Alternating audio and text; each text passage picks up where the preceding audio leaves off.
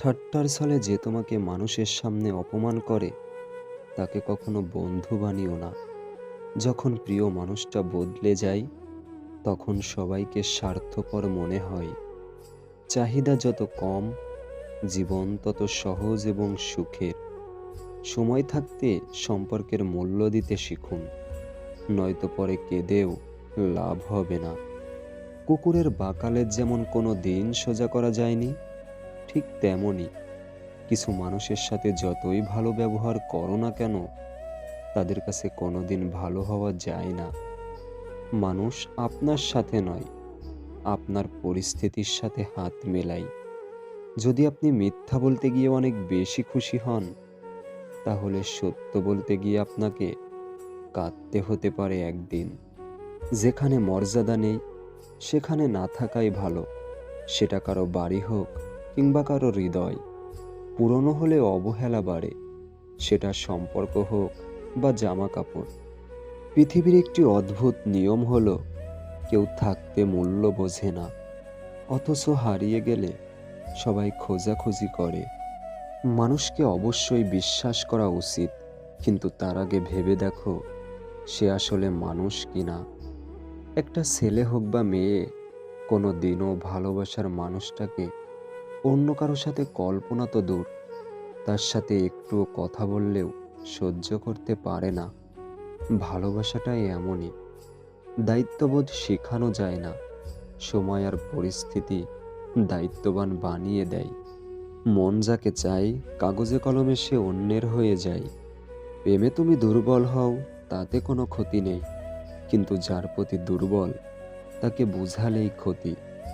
যতটা সহজে কাউকে ভালোবাসা যায়, অতটা সহজে কাউকে পাওয়া যায় না। যতটা সহজে মানুষকে ছেড়ে দেওয়া যায়, ততটা সহজে ফিরিয়ে আনা যায় না। মাঝে মধ্যে আমরা যেটা চাই সেটা পাই না, কিন্তু যেটা চেয়েছিলাম তার থেকে হয়তো রব ভালো কিছু দেন। কিন্তু আমরা হয়তো তা বোঝার ক্ষমতা না রেখেই মাঝে মাঝে ভীষণ মন খারাপ করি। কিন্তু মন খারাপ না করে সর্বদা শুকরিয়া আদায় করা উচিত। মানুষ মানুষকে ভালোবাসে না, মানুষ ভালোবাসে মানুষের অবস্থানকে। স্বামীর দুর্ব্যবহার স্ত্রীকে মানসিকভাবে ধ্বংস করে দেওয়ার জন্য যথেষ্ট। সত্যিকারের প্রিয় মানুষ ব্যস্ত থাকলেও খোঁজ নেবে, আর প্রিয় সেজে থাকা মানুষগুলো অবসরে থাকলেও ব্যস্ততা দেখাবে। যে চায় সে পায় না, আর যে পায় সে অবহেলা করে। এটাই বাস্তব।